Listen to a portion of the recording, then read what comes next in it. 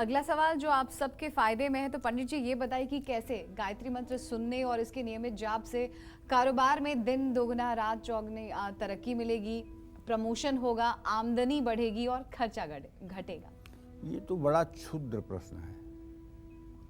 गायत्री का प्रयोग पैसे के लिए, गायत्री का प्रयोग भौतिक सुखों के लिए, ये तो बड़ा क्षुद्र प्रयोग है। गायत्री तो वो देती है जो कोई शक्ति और सामर्थ्य को देने में हिम्मत नहीं है। ये धन दौलत रुपया पैसा गाड़ी मोटर बंगला ये सब मिट्टी में मिलने वाली चीज़ें हैं। ये स्वप्न है, ये सच नहीं है।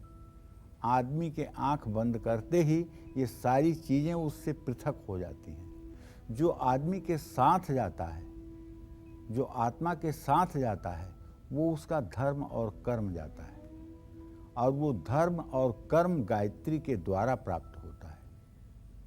क्षुद्र कामनाओं के लिए गायत्री की उपासना करने का क्या मतलब है? ब्रह्मास्त्र लेकर के और कोई कौवा मारे तो ये कौन सी बुद्धिमानी है?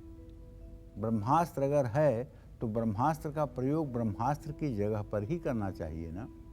लेकिन कोई बात नहीं, अर्थ युग है तो अर्थ युग में अपनी आजीविका को चलाने के लिए, सुखी और मतलब कि चिंता मुक्त जीवन जीने के लिए अगर गायत्री का थोड़ा सा सहारा ले लिया जाए तो कोई नुकसान नहीं होगा। जिन लोगों को कारोबार में नुकसान हो रहा है, नौकरी में तरक्की नहीं मिल रही है, आमदनी कम है, खर्चा ज़्यादा है, तो इसका कारण क्या है? इसका दो कारण है। पहला कारण है कि आपका सूर्य ग्रह निश्चित रूप से कमज़ोर है, जिसके कारण आपका आत्मबल मजबूत नहीं है और आप जहाँ जाते हैं वहाँ आपको सम्मान नहीं मिलता है, और आप जहाँ जाते हैं वहाँ के लोग आपसे प्रभावित नहीं होते हैं, और आप जहाँ जाते हैं जिस कार्य को अपने हाथ में लेते हैं उसको सही ढंग से संपूर्ण नहीं कर पाते हैं, जिसके कारण ये सारे अभाव और तनाव आपके जीवन में बने हुए हैं। दूसरा कारण है चंद्रमा।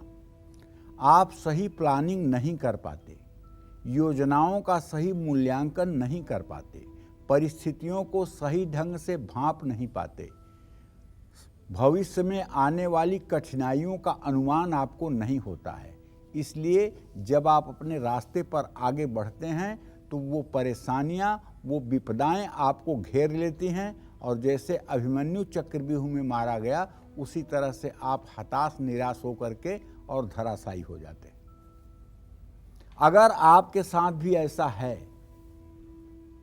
तो आपको शुक्रवार को पीले रंग के कपड़े पहनकर हाथी पर विराजमान गायत्री माता का ध्यान करते हुए गायत्री मंत्र के आगे और पीछे ऐं ह्रीं श्रीं का संपुट लगा करके गायत्री मंत्र का जप करें। इससे माँ सरस्वती, माँ भुवनेश्वरी और माँ लक्ष्मी तीनों की कृपा मिलेगी। जैसे ओम ऐं ह्रीं श्रीं ओम भूर्भुवः स्वः तत्सवितुर्वरेण्यं भर्गो देवस्य धीमहि धियो यो नः प्रचोदयात्। ऐं ह्रीं श्रीं इस मंत्र का जप करने से दरिद्रता दूर होगी। लेकिन एक बात जान लीजिए, किसी संपुट को लगाने की ज़रूरत भी नहीं है। ये तो एक प्रयोग था, मैंने आपको बता दिया, लेकिन सच बात यह है कि किसी संपुट की ज़रूरत नहीं है। केवल ओम भूर्भुवः स्वः तत्सवितुर्वरेण्यं भर्गो देवस्य धीमहि धियो यो नः प्रचोदयात्। लेकिन आप इस मंत्र को जब एक माला जप करेंगे या मुंह से बोलेंगे तो कैसे बोलेंगे? ओम भूर्भुवः स्वः तत्सवितुर्वरेण्यं भर्गो देवस्य धीमहि धियो यो नः प्रचोदयात्। लेकिन जब आप इसका जप करेंगे तो थोड़ा सा परिवर्तन होगा। परिवर्तन क्या होगा? ओम भूर्भुवः स्वः तत्सवितुर्वरेण्यं, वरेण्यम को क्या यहाँ कहेंगे? वरेण्यम।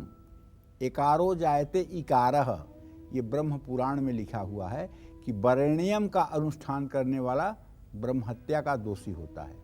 तो इसलिए जब आप जप करेंगे तो वरेण्यम के जगह वरिणियम करेंगे, ये ब्रह्म पुराण में लिखा हुआ है। वरेण्यम की जगह वरिणियम करेंगे। लेकिन अगर आपको किसी को मंत्र सुनाना है या उच्चारण करना है तो वरेण्यम कहेंगे। यही लिखा हुआ भी है, वरेण्यम लिखा हुआ है, लेकिन जप करते समय एकारो जायते इकारः, वरेण्यम वरिणियम हो जाएगा। ध्यान दीजिएगा। और एक बात ध्यान रखिएगा, गायत्री मंत्र की साधना तभी सफल हो सकती है जब आपकी प्राणायाम की साधना सफल हो। और प्राणायाम में भी कपालभाति, भस्त्रिका, अनुलोम विलोम नहीं, उद्गीत प्राणायाम नहीं, भ्रामरी नहीं, तब नाड़ी शोधन प्राणायाम। नाड़ी शोधन प्राणायाम में 15 सेकेंड श्वास को खींचा जाता है, 60 सेकेंड श्वास को रोका जाता है और 30 सेकेंड में धीरे धीरे श्वास को छोड़ा जाता है। और गायत्री के साथ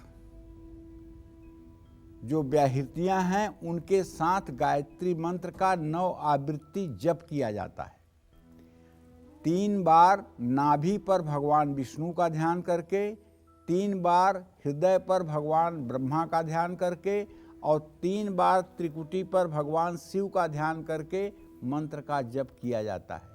वो चमत्कारी मंत्र कौन सा है आगे मैं आपको बताऊंगा। चूंकि आज का विषय काफ़ी रहस्य भरा है और काफ़ी क्लिष्ट भी है, इसलिए आज के कार्यक्रम को सुनने के लिए पूरे मन को एकाग्र करके सुनिएगा तो निश्चित रूप से इसका लाभ आपको मिलेगा। जय मां विंध्यवासिनी।